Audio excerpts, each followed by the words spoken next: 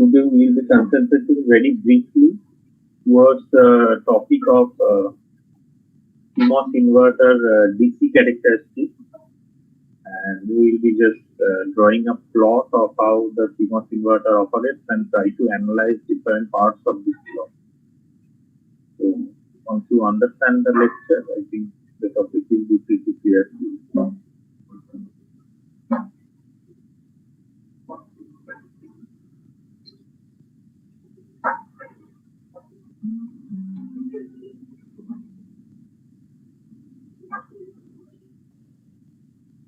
Is it visible? Is the screen visible? Yes, sir. So let me first draw the structure of the CMOS inverter again. You all know it.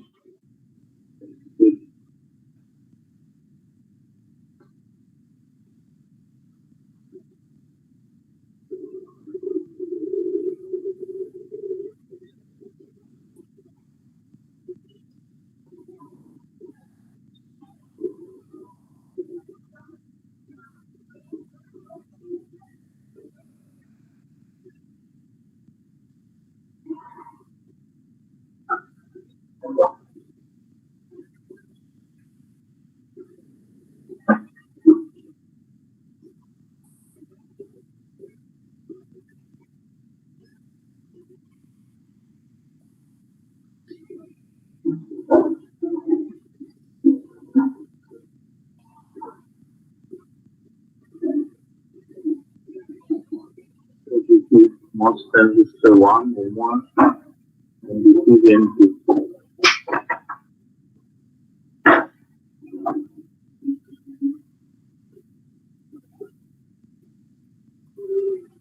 So the discrete plot of the transfer characteristics plot which we name it as.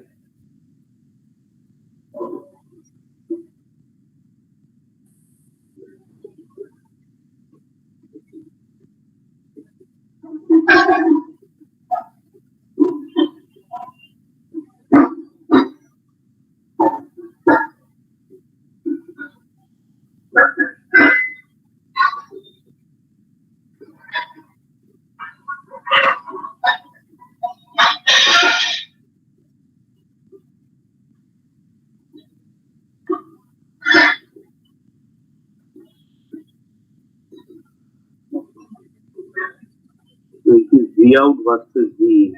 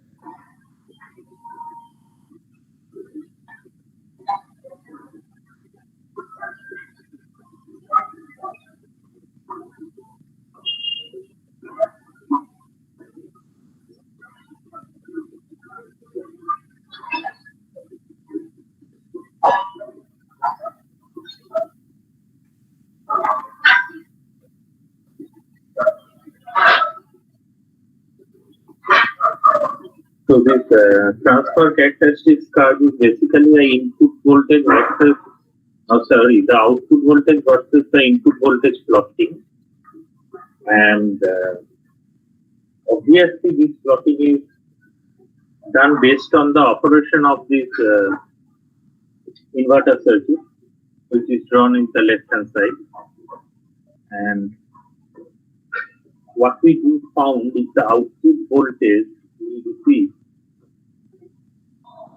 is between VOH, the output high voltage, and VOL, the output low voltage.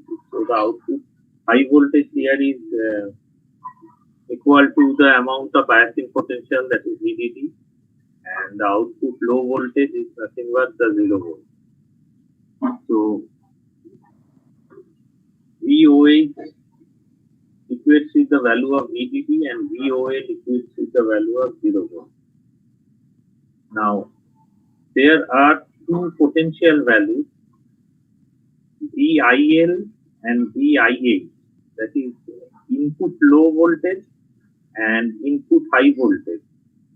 So, what we do find that there is a range of input low potential from 0 volt to VIL. That is the range of potential which we term it as lower logic provided at the input. And similarly, any potential above VIH shall be considered as the high potential provided at the input. So, ultimately, input also travels from or toggles from 0 volt to VDD amount of potential. And here the curve after the potential VIL, the output slopes down. The output slopes down. And after the potential VIH, it reaches to the ground. So the point of slope within this curve, when the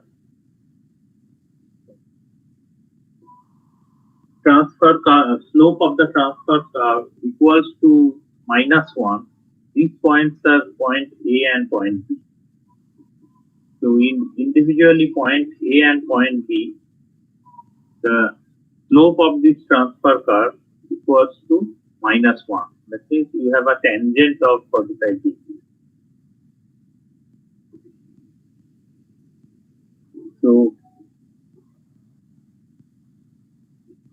if you segregate this whole curve, it will be segregated into three regions. Region 1, when you are providing a potential, input potential very much less than VIL, and the output is high. In region 2 will come afterwards. In region 3, you are providing a input potential equals to plus VDD, because you cannot provide an input potential greater than plus VDD. So you are providing an input potential equals to plus VDD or higher than VIH, and you receive a 0 volt output. So that is region 3. So in region 1, what happens? When you are providing a potential, input potential less than or equals to VIL, or you are providing an input potential 0 volt, so we find M2 transistor, which is the CMOS transistor, on and M1 transistor off. So during this portion,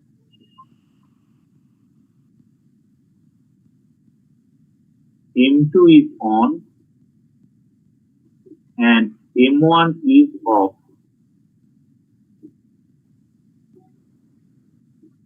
And during in the third region, when you are providing a potential higher than VIH, that is here you are providing a potential equal to plus VDD, you find the output as 0 or V out as 0. During this time, M2 is off and M1 is on. So M2 off and M1 is on. This region 1 and region 3 study we have done already in the first class of our CMOS inverter.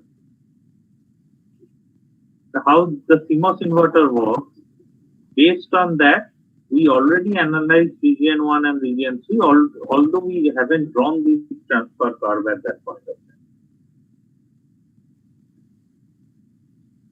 So, when the input potential is less than VIL, or it is in a 0 volt situation, the output is pulled up by this M2 transistor when M1 is off.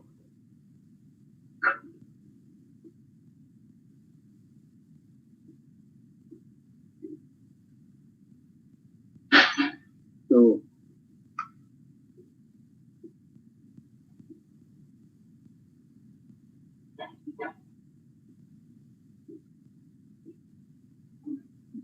we can conclude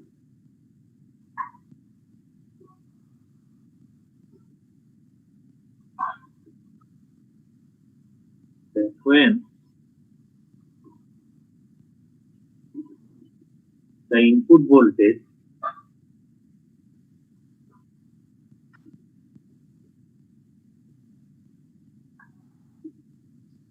is sufficiently less,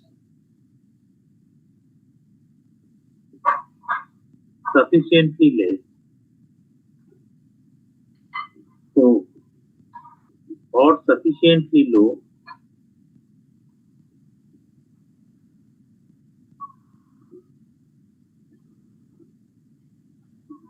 that is, it is typically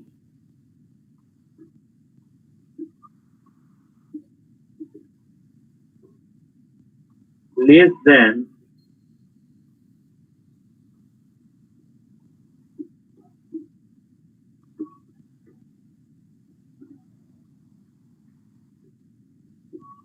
the threshold voltage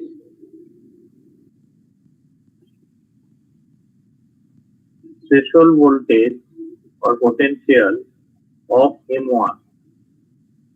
So what is the threshold potential of M1 for silicon made transistor? It is 0.7 volt.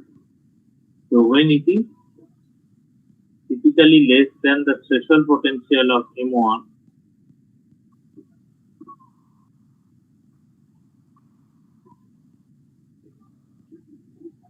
M1 becomes off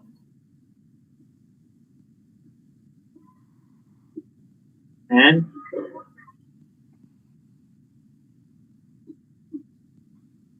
M2 turns on.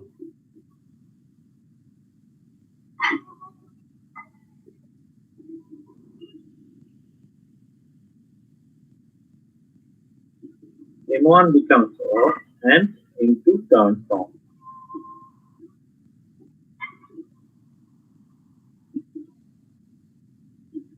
So this is the situation of region 1.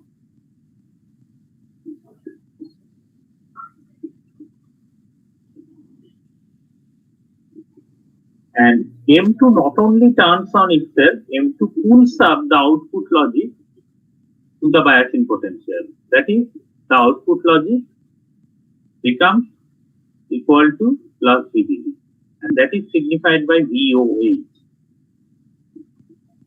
So it is that region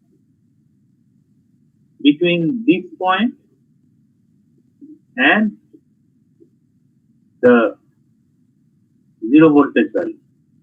So typically the potential will be less than VIL, the input potential.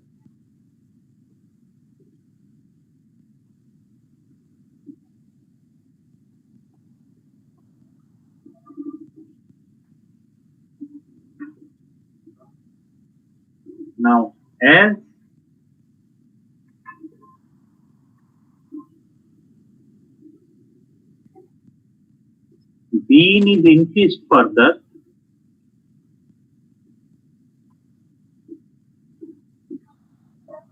So we are starting increasing Vin from 0 volt.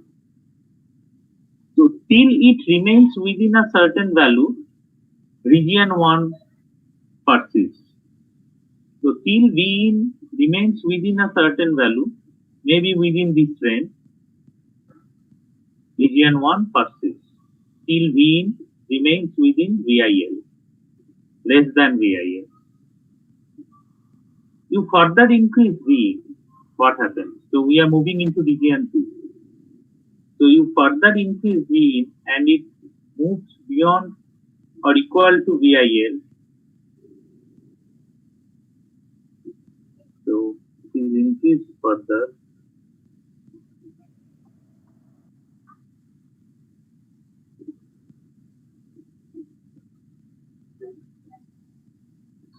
Both M2 and M1 turns on or turn on. That is the typically region 2.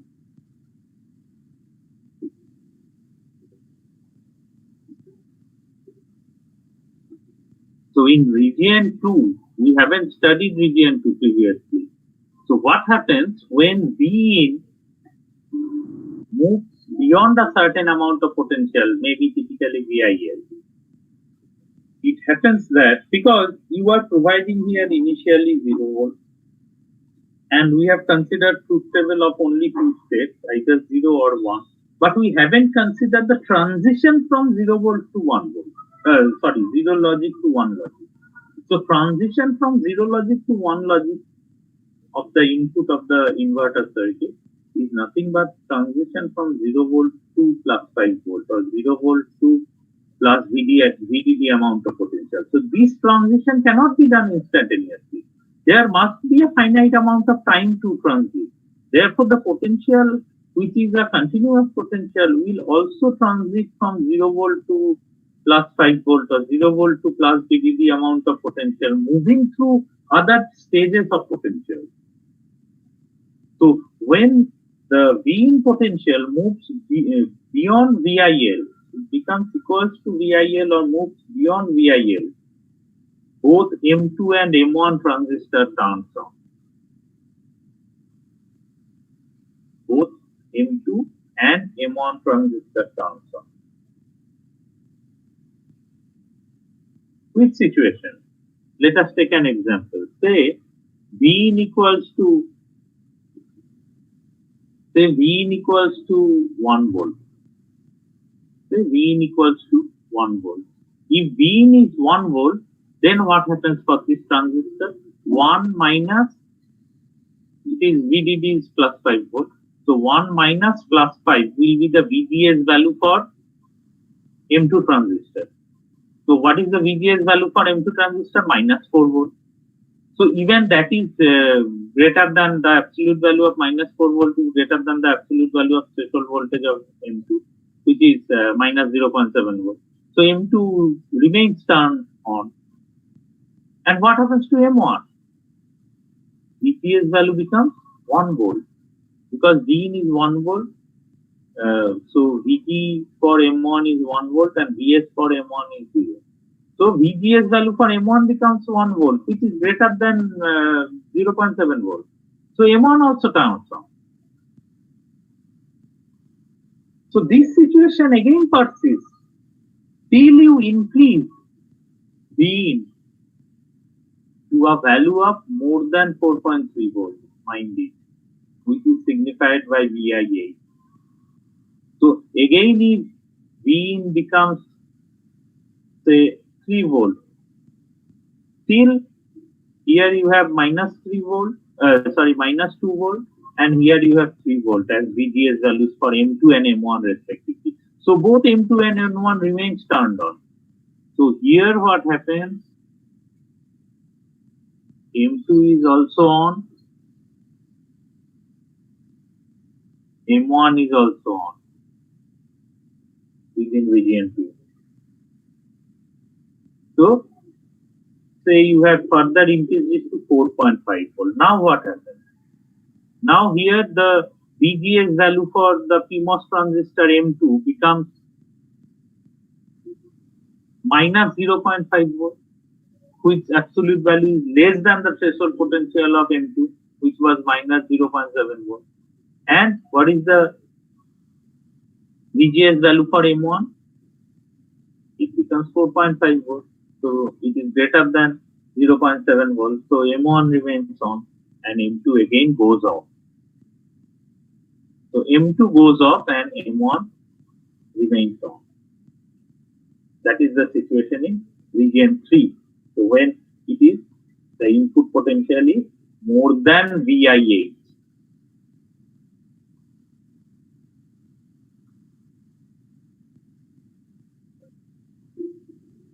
So we have three kind of regions. If we consider the transition of 0 volt to 5 volt or 0 volt to VDD amount of potential within the input terminal of a CMOS inverter, and how the output transits, that curve is shown over here, and different portions of the curve is analyzed.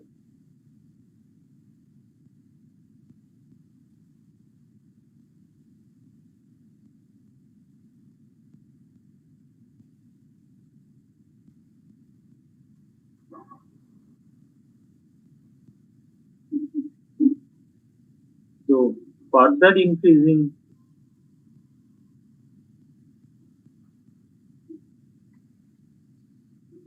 VIN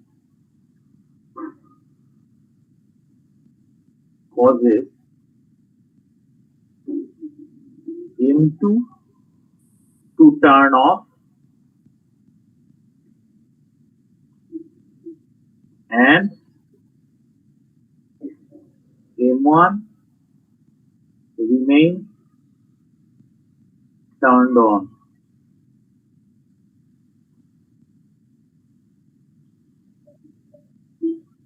This is nothing but region 3.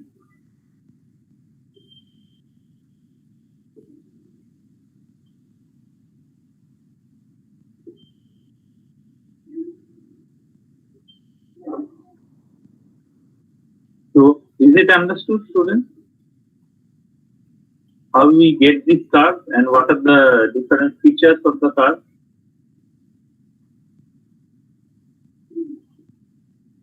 Yes? Am I audible? Yes, sir. So the maximum output voltage or the maximum, the highest output voltage is labeled as VOH. So the maximum output high voltage is labeled as VOH and minimum output low voltage is labeled as VOL. So VOH is the maximum output high voltage and VOL is the minimum output low voltage.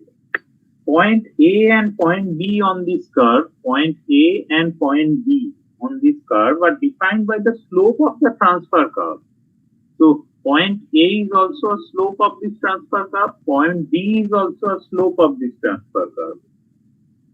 So the slope value equals to -1 in these 2 points. So if you take a tangential value, then you will be getting 45 degrees in tangent. The input voltages less than or equal to the voltage VIL less than or equal to the voltage VIL defined by the point A are considered as low logic or logic low on the input of the inverter. So any input potential below VIL, that means from 0 volt to VIL, is considered low logic. Input voltage is greater than VIH,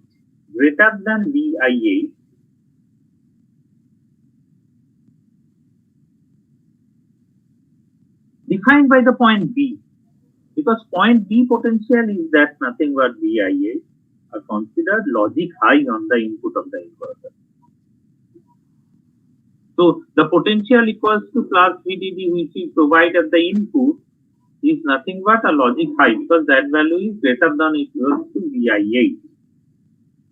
So input voltages between these lower threshold and upper threshold, or lower limit or upper limit, VIL and VIH, any input potential is not defined by any valid logic. So here we can say that the input remains in a metastable state. It is not a stable state for digital logic. It is neither zero logic value nor one logic value. We do not define the valid logic value. So ideally, the difference between VIH and VIL should have been zero. Ideally, if you consider a very ideal digital circuit, so there should not have been any gap between the logic of logic 1 and logic 0 threshold. But practically it cannot be so. So there must be a certain region called the transition region where the input logic remains in a metastable state. Practically, this is a must. So VIH minus VIL practically is a finite amount of potential.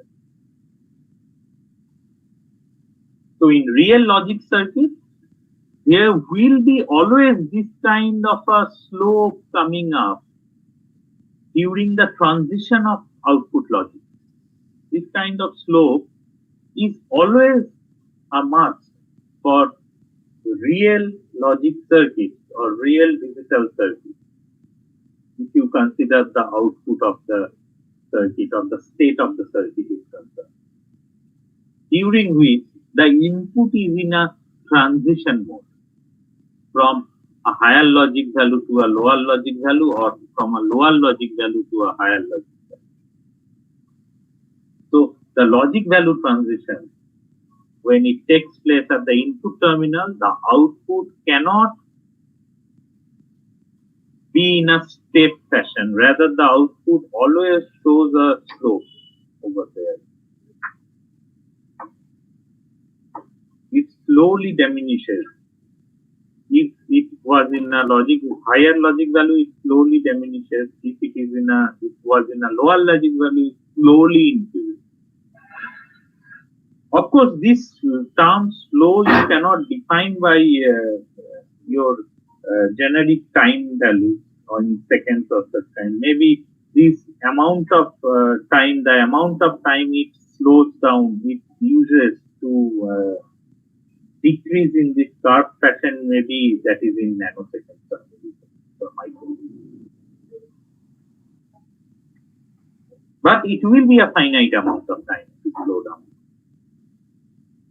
So region 2 is a practical phenomenon. It always there in any kind of logic circuit or digital circuit. And that is the beauty of this transfer characteristic curve. CMOS inverter transfer characteristic curve. The main essence is region 2, how it functions. But till now, before this lecture class, we were not at all concerned about region 2. We were only concerned about region 1 and region 3 for every logic circuit we have discussed. That what will be the situation at the output when the input is in a valid logic state, either logic 0 or logic 1. That we only considered while studying even the circuits for PMOS transistors or NMOS transistors or the CMOS transistors, pseudo NMOS transistors. We are only concerned about the steady state input and the corresponding steady state output. But practically there is a transient feature also within this logic circuit. And that is also very important for study, which is defined here within this characteristic curve by this region 2.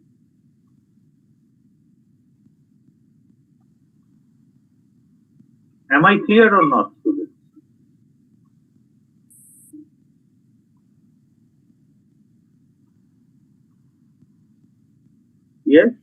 audible? Yes, sir, clear. Yes, sir, clear. Okay. So from next class onwards, we will be moving on from the static analysis of circuits or steady state analysis of circuits, which we have done so far, towards dynamic CMOS circuits. So we will be considering how a CMOS circuit functions during this transition state, during this mode of transition of its input. So we will be shifting the CMOS logic circuits from the steady state circuits we have studied so far. So the PMOS circuits, the NMOS circuits, or the CMOS circuits we have studied so far is nothing but static circuits, static VLSI circuits. So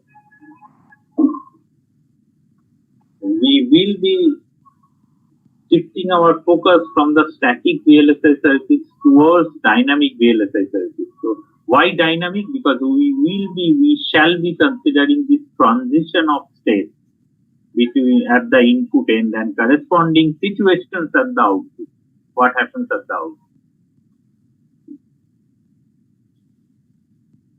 So the circuit designs will also change briefly from the current conventional CMOS circuits where we were using a pull-up network at the top and the pull-down network at the bottom. Again, we will be reanalyzing the whole thing and converting our circuits towards dynamic CMOS circuits, where not only this transition will be considered, but also different kind of capacitive effects within the circuits will be considered. And believe me, those will be very much easier to adapt. So once we move into dynamic circuits, although it may sound quite critical, it will be quite easy to understand if you be attentive and regular in your next few lectures.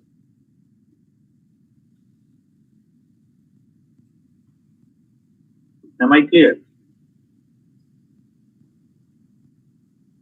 Yes, sir. Okay. Thank you for today's Yes, class. sir. So tomorrow again we will be having another lecture. I will be informing you here about the time.